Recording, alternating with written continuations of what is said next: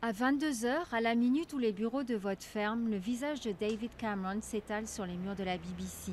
Les sondages sortis des urnes de la chaîne publique sont sans appel. Le Premier ministre sortant a créé la surprise en frisant la majorité absolue.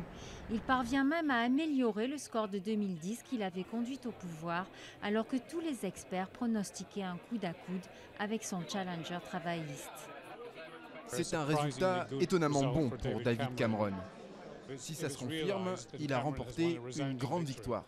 Le travailliste Ed Miliband, qui avait conduit une campagne offensive, ne parvient pas à s'imposer. Son parti recule, perdant selon les projections environ une vingtaine de sièges.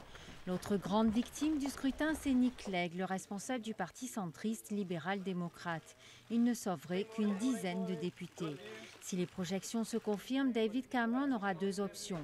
À quelques sièges seulement de la majorité absolue, il peut choisir de gouverner seul en cherchant des soutiens de circonstance au Parlement, ou bien reformer une coalition avec comme partenaires possibles les libéraux-démocrates et les conservateurs nord-irlandais. Il a juste besoin du soutien des libéraux démocrates, qui deviennent un tout petit parti, ou des unionistes d'Irlande du Nord, qui de toute façon votent toujours avec les conservateurs. Donc en fait, je pense qu'il serait tout aussi facile pour lui de faire un gouvernement composé uniquement de conservateurs. Former un gouvernement devrait finalement être beaucoup plus facile que prévu pour le leader conservateur, mais pas présider aux destinées d'un royaume plus désuni que jamais. Car l'autre grande gagnante de ce scrutin, celle que les commentateurs appellent déjà la reine d'Écosse, c'est Nicola Sturgeon, le chef de file des indépendantistes écossais.